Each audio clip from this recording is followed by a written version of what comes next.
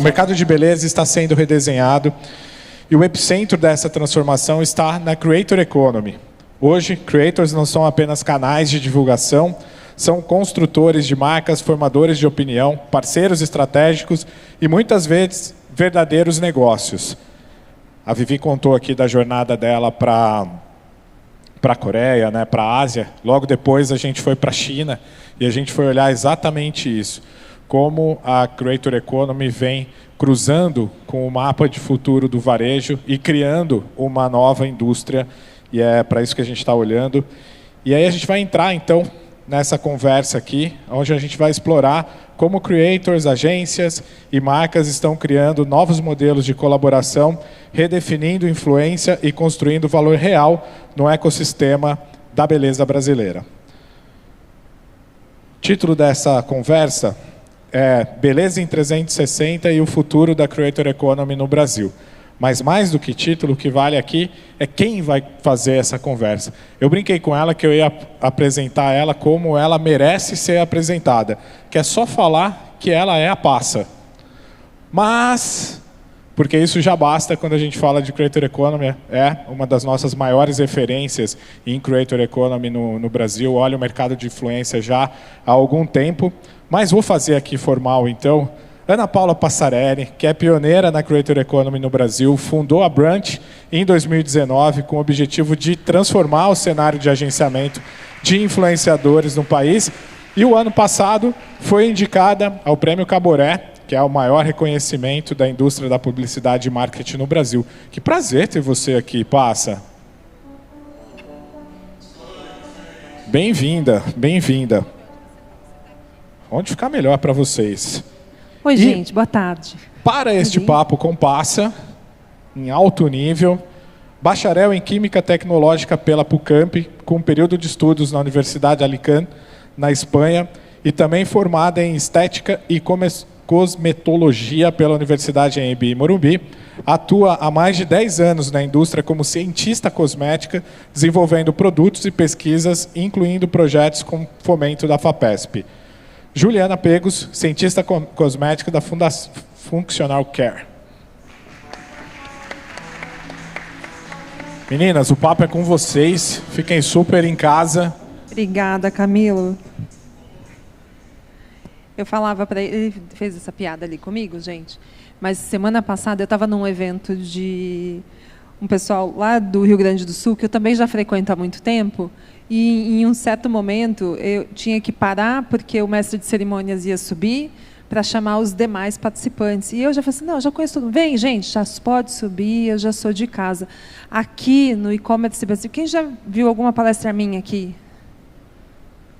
Tem umas figurinhas aí.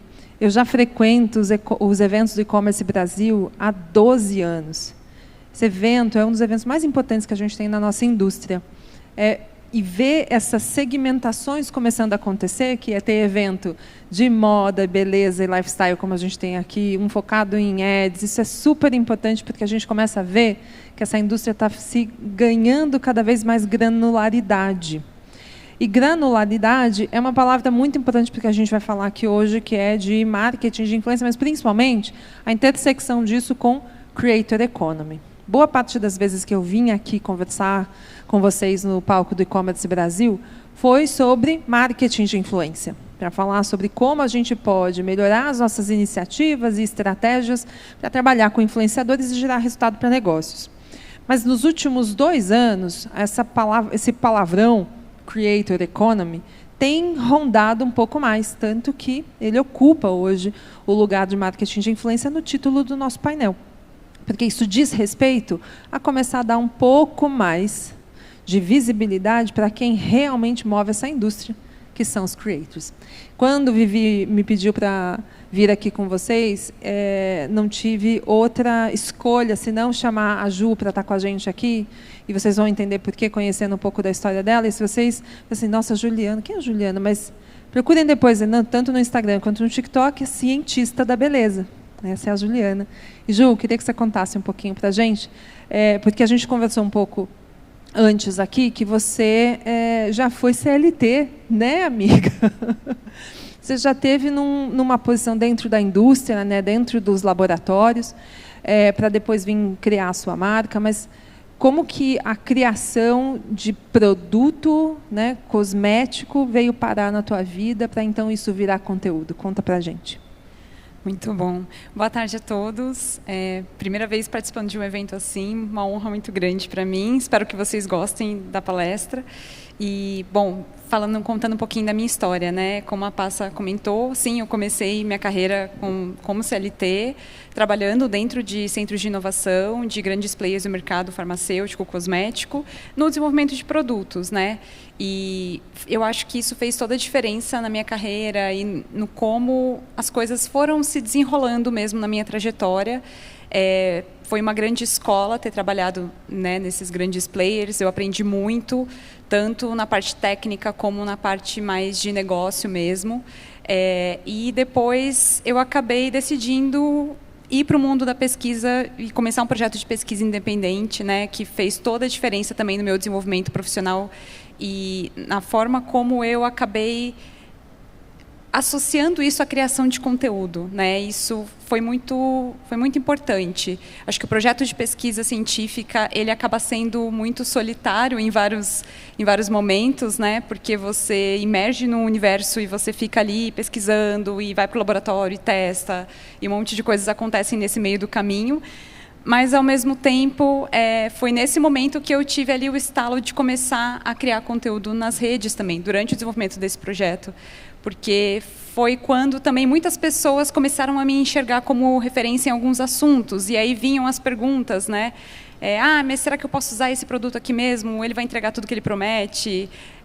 Óleo hidrata a pele? Então, muita gente vinha me perguntar coisas assim que nem eram conceitos tão complicados, mas que às vezes na nossa cabeça gerava uma certa confusão, assim.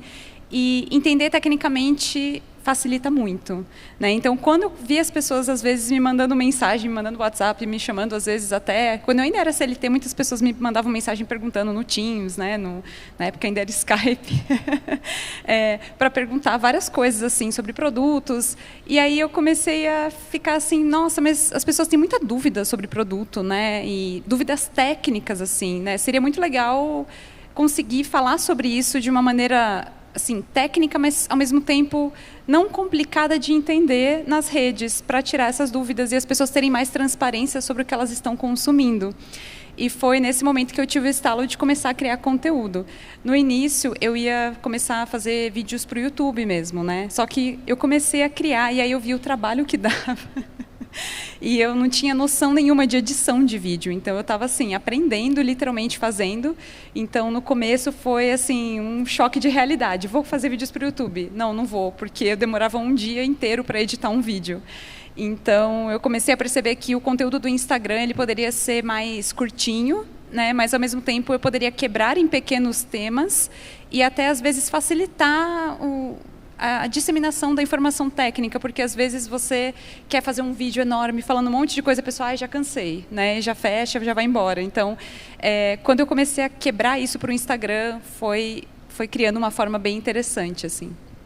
É bom ouvir você falando sobre como você foi adentrando dentro desse universo digital, porque o que a Ju tem em termos de combinação é uma coisa bastante importante aqui para esse desenho de Creator Economy, que é essa capacidade técnica e especialista. Se a gente fizesse aqui, e a gente já fez esse exercício aqui, se eu não me engano, 2 anos atrás, quando a gente faz uma arqueologia dos criadores de conteúdo no Brasil, a gente vai desde as blogueiras, certo? Passando ali os Instagrammers, né, e vai virando youtuber, né, vai crescendo. E hoje a gente tem essa denominação creator ou influenciador, a depender do território e das especialidades que ele carrega. Tem uma camada aqui que, para mim, me parece bastante clara, Ju, daqui para frente, em torno da Creator Economy, é que o universo de beleza é um dos que mais movimenta receita dentro do marketing de influência. Isso porque a gente está falando de bens de consumo. Eu fiz uma contagem rápida hoje de manhã entre levantar, me arrumar, tomar banho, me maquiar e vir para cá. Foram pelo menos 30 produtos de beleza que eu tive contato. Vocês já fizeram essa conta? do dia a dia de vocês, de quantos produtos a gente... Então, é bens de consumo, é coisa que a gente está ali o tempo inteiro consumindo, do protetor solar ao creme dental, que agora também já tem itens que viram itens de luxo. Mas tem essa combinação que, para mim, me parece Quando a gente olha para o futuro, quando você começou, já tinha muita gente criando conteúdo de beleza. E no estágio de crise de confiança que a gente vive, no que está disponível na internet, parece que a gente não consegue confiar em mais nada, tudo é IA, tudo não. Será que isso é verdade? Dá a sensação de que, a gente precisa de alguém que sabe do que está falando para confiar naquilo. Você percebeu que isso foi um fator importante?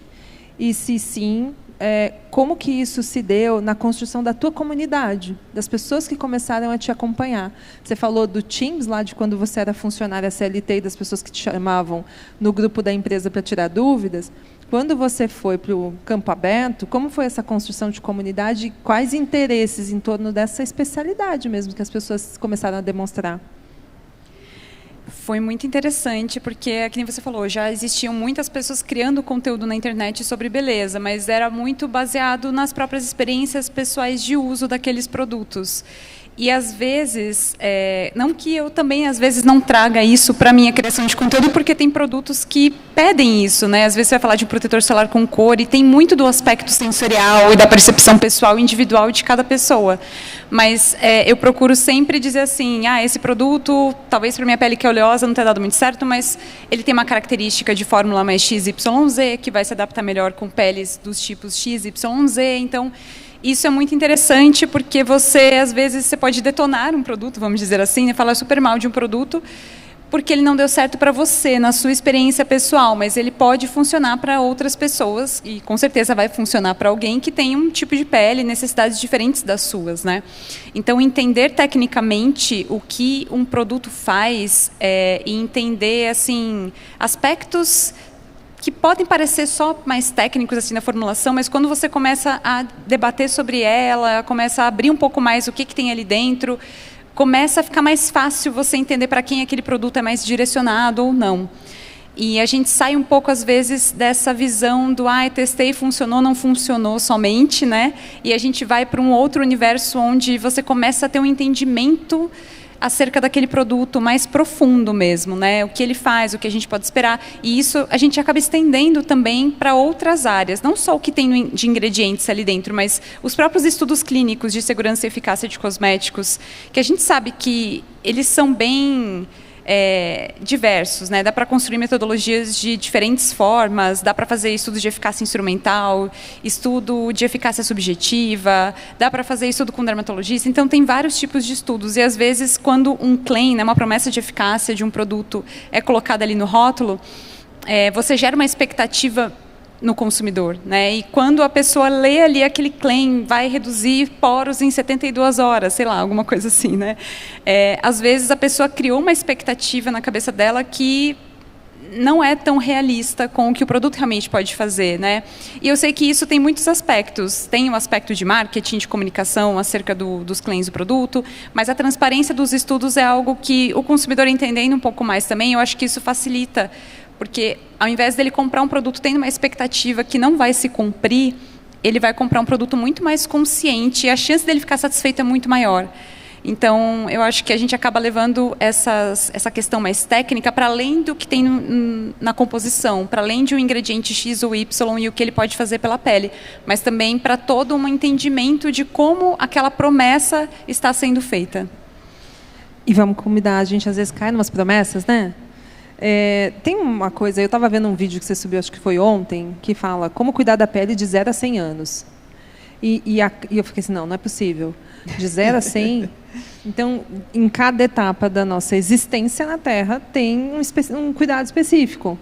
E você conseguiu traduzir de uma maneira tão simples, o conhecimento técnico que você tem, e aí, acho que tem gente aqui que também é de marca de beleza, que também cria conteúdo. Quais são as dicas que você dá para conseguir traduzir conhecimento científico, conhecimento técnico, para uma linguagem que as pessoas consigam absorver? Porque, vamos combinar, nas redes sociais hoje, se a gente não for minimamente palatável, parece que as pessoas não entendem o que a gente está dizendo.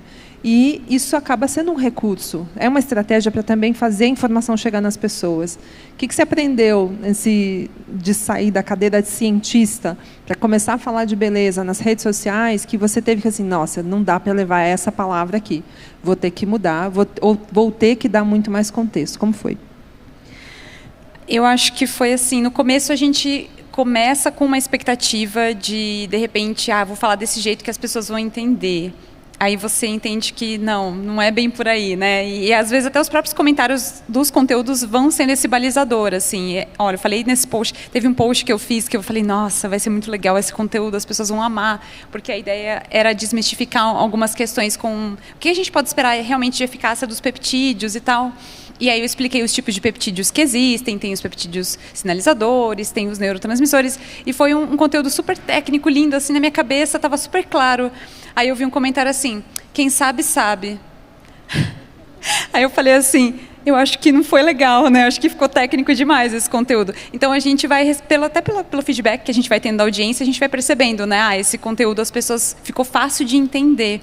E até o formato também ajuda muito. Às vezes, nem todo o conteúdo fica tão legal num formato de vídeo. Às vezes, o formato carrossel você consegue quebrar em pequenas pílulas ali, tela a tela, e você vai explicando os conceitos aos poucos, de uma maneira simples. Uma coisa que eu gosto de fazer muito também é contextualizar, inserir aqueles assuntos de uma maneira assim que entre no contexto de vida das pessoas, porque quando você está ali se deparando com uma dúvida ou com alguma questão mais específica de uso de um produto no dia a dia, às vezes fica mais fácil você entendendo aquela dúvida, né, enxergando aquela dúvida, você entender aquele conceito. Então, eu acho que a forma de você organizar as informações facilita muito, o formato do conteúdo e como você quebra as informações também, isso ajuda bastante. Mas ouvir a audiência também é super importante, porque quando as pessoas começam a falar assim, não entendi, ou nossa, que legal, né? Quem sabe, sabe.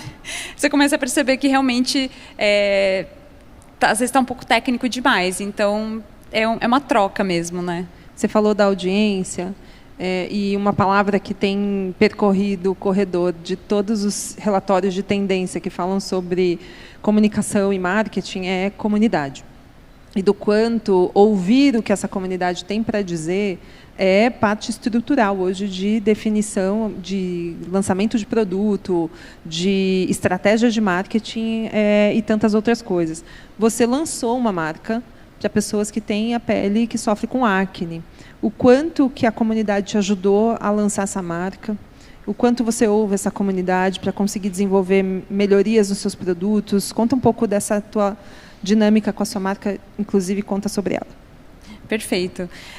A Functional Care, minha marca nasceu em 2024, mas foi fruto de um projeto de pesquisa que durou mais ou menos 7 anos, com o apoio da FAPESP, que foi fundamental durante todo esse processo. Foi uma trajetória bem, assim, cansativa, porque a gente começou com uma ideia teórica de um produto que precisou ser atualizado também constantemente, conforme a inovação foi chegando cada vez mais e mais na indústria. Então, foi uma jornada assim, muito interessante, porque também, depois que eu já estava ali há alguns anos nesse projeto de pesquisa, com o fomento da FAPESP, que eu criei a minha conta no Instagram de criadora de conteúdo. Então, a pesquisa já estava em andamento, muita coisa já tinha sido feita, mas, ao mesmo tempo, isso que você falou, de ouvir a comunidade, de escutar o que as pessoas esperavam de um produto, de pensar na embalagem, de pensar em diversos aspectos, até da própria comunicação do produto. Foi muito importante ouvir as pessoas. Eu acho que na questão sensorial também é um ponto que pega muito quando a gente fala de cosméticos. E entender tudo isso foi muito importante e ajudou muito na construção, tanto do produto quanto da marca, como da forma de se comunicar, na estratégia que a gente ia usar para o lançamento. Então, foi assim, fundamental essa troca. Tem uma coisa que acho que todo mundo que está aqui vai se identificar, é que, sei lá, 10 anos atrás, a gente não prestava muito atenção no nome do ácido que tinha o produto, né? A gente, sei lá, sabia que ele elimina rugas. Agora não, você entra na embalagem, você vai ver, tem 70 mil ativos diferentes. E o mais incrível, a gente está vivendo um momento em que a gente está letrado do ponto de vista de cosmético. A gente conhece o que é ácido hialurônico, a gente sabe o que é retinol, a gente sabe a diferença de um para o outro. É quase como se a gente recebesse uma alfabetização em torno disso. Essa camada de alfabetizar, se a gente estivesse falando de 10 anos atrás, talvez a gente estaria num momento diferente, mas diante desse público hoje, desse consumidor letrado no entendimento cosmético, você acha que está mais fácil, mais difícil, mais interessante, mais desafiador de criar uma comunidade com ele? Porque, às vezes, ele já está meio dono da razão. Não, eu já sei o que é isso. Será que ele sabe? Como que a gente lida com esse consumidor que está exigente, está informado, e ele está usando as redes sociais para ver isso, às vezes vendo conteúdo que não é verdadeiro, que é o que a gente já falou, não dá para saber o que é verdade ou mentira hoje na internet. Como que sana um pouco desse desafio? Eu acho isso tem o seu lado positivo, né? Que eu acho que as pessoas estão cada vez mais interessadas em saber o que elas estão usando, o que elas estão consumindo, e isso também ajuda a criar uma expectativa mais próxima da realidade, digamos assim, do que a gente pode esperar de eficácia de um cosmético, porque por mais maravilhoso que um produto seja, a gente tem limitações, né? Um cosmético ele tem limitações de permeação, a pele é barreira, a gente, obviamente, tem tecnologias cada vez melhores para a gente melhorar a permeação, encapsulamento de ativos, vetorização. A gente tem muitas formas de melhorar a permeação de um produto cosmético, mas a gente sabe que isso vai até certo ponto também, né? Porque senão a gente já começa a partir para algo, né, que vai chegar numa profundidade que um cosmético não alcança. Mas eu acho esse movimento do consumidor entender mais o que ele está consumindo muito importante. E, ao mesmo tempo, ocorre muito isso que você falou, da desinformação, né? Às vezes a pessoa consumiu um conteúdo e ela conheceu sobre um ativo e ela acha que ela está sabendo tudo sobre aquele ativo e ela conheceu uma fraçãozinha superficial do que aquele ativo pode fazer. Teve até um caso interessante uma vez, eu postei um conteúdo falando sobre o retinaldeído, né? Que é um retinóide mais recente, assim, recentemente lançado na indústria, porque a gente tinha muitos produtos com retinol, mas o retinaldeído começou a vir para o Brasil em formulações mais recentemente. E aí eu fiz um conteúdo falando sobre retinol, a diferença entre eles e tal. E aí veio uma pessoa e comentou assim, não é retinol, é retinol. Como se o retinol não existisse, eu estivesse errando, né, falando errado o nome retinol. Eu falei, não, olha, existem os dois ativos, é que o retinol é um outro derivado, um outro retinóide, ele está um pouquinho mais para frente, um pouco mais próximo da conversão em ácido retinóico na pele, e comecei a explicar um pouquinho mais para ela. E aí foi muito engraçado que vieram várias pessoas depois, olha, vai lá, vai falar, né? Então começa a gerar todo aquele debate ali ao redor do assunto. E é legal isso porque a gente acaba expandindo muito mais esse debate mesmo, que eu acho que é saudável sobre os ingredientes, né? Quanto mais a gente conhece sobre os ingredientes, mais fácil fica a gente entender também o que um produto vai fazer ou não vai, para qual tipo de pele ele funciona melhor. Então, eu acho assim, quando a gente tem conteúdos informativos e quando a gente realmente tem conteúdo baseado em ciência, né? Fica tudo muito melhor. E ainda tem muita gente falando coisas, né, na internet, às vezes, que não são corretas sobre os ativos, espalhando, né? A gente vê muito conteúdo, principalmente aqueles que falam mal sobre os ingredientes, que causam isso, que não são seguros. E tem muito, a gente chama isso de terrorismo cosmético, né? Ainda existe muito isso dentro da indústria. Provavelmente muitos de vocês sabem disso também, vivenciam isso. E como um dos meus papéis como criadora de conteúdo também nas redes é desmistificar isso e explicar para as pessoas. Acho que recentemente a gente tem vivido uma coisa muito, muito maluca, assim, que as pessoas começarem a duvidar de ingredientes muito seguros, duvidar de protetor solar, falar que protetor solar causa câncer.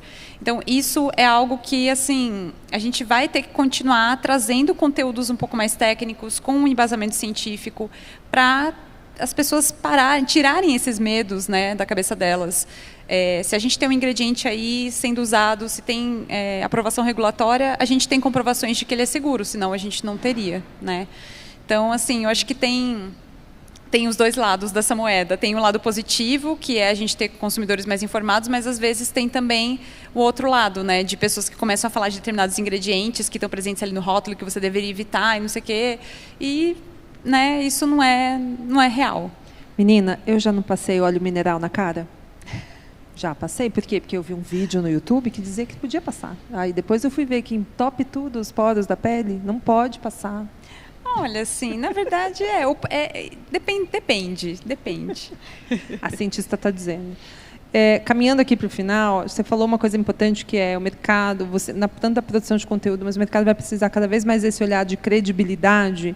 Eu queria falar um pouco também das suas cocriações e as suas parcerias que você faz com as marcas. Eu falei no começo que esse é um mercado que é muito aquecido, né? O mercado de beleza busca influenciadores para ajudar a pautar e a influenciar seus consumidores para buscar a compra desse produto, incentivar a compra do produto, mas a gente sabe que também é isso, onde estão os critérios de qualidade desse conteúdo. Queria que você contasse um pouco como é a sua relação com as marcas. Você trabalha com Neutrogena, com várias outras marcas do setor de beleza.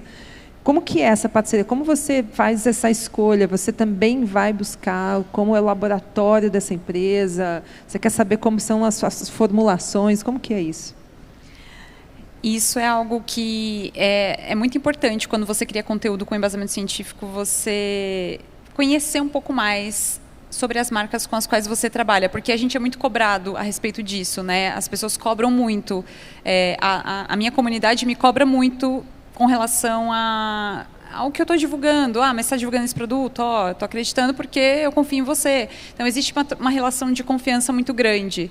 E conhecer os detalhes, os bastidores de uma marca, para quem cria conteúdo, muda tudo, porque você percebe os diferenciais que existem ali. Por exemplo, em relação à minha marca, eu sei os diferenciais que a minha marca tem.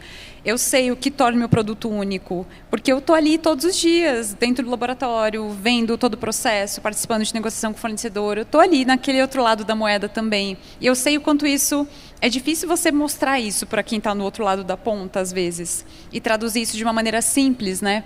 Porque a gente tem muito... O mercado cosmético tem muitas marcas, né? E cada vez mais aparecendo. Então, se diferenciar e se destacar nesse mercado é muito importante. E, às vezes, tem marcas que têm uma qualidade absurda por trás. E isso é difícil você comunicar. Então, eu procuro muito assim, quando eu vou trabalhar com uma marca que não é tão conhecida no mercado, principalmente, às vezes, eu gosto de fazer uma reunião, eu gosto de conhecer mais sobre detalhes, assim, que às vezes, olhando o produto, olhando o site, usando ali rapidinho, você não consegue entender todo esse bastidor ali, esse contexto por trás de uma marca e de um produto, saber a história da marca, saber por que ela surgiu, qual é a missão dela, o propósito. Isso muda tudo, porque você consegue traduzir isso quando você cria um conteúdo sobre, nem que seja para falar um conteúdo curtinho sobre um produto, mas você consegue inserir elementos ali naquela comunicação que vão trazer isso. Então, é muito importante, eu sempre procuro conhecer, inclusive tem marcas que às vezes as pessoas me perguntam, mas fala da marca X, eu falo, gente, eu prefiro não falar sobre essa marca porque eu não conheço muito bem, né? E às vezes qualquer coisa que eu falar aqui, eu posso ser injusta com a marca de falar uma coisa que não é verdade, eu posso ser injusta com vocês de falar uma coisa e aumentar uma coisa que não, né, falar que o produto tem super qualidade quando eu não conheço, então eu acho que isso muda tudo. Minha última pergunta para a gente encerrar. Você falou aqui um pouco de olhar para os bastidores dessa empresa, mas a gente sabe também que no frigir dos ovos a gente está falando de um varejo e de um varejo que precisa vender, né, e que precisa gerar resultado de negócio lá, e muitas vezes de curto prazo. Como que você lida? Porque você não trabalha só com empresas grandes, eu já vi você também trabalhando com marcas menores, que são aquelas que estão, de fato, em busca de um resultado que gere retorno financeiro para a construção da marca.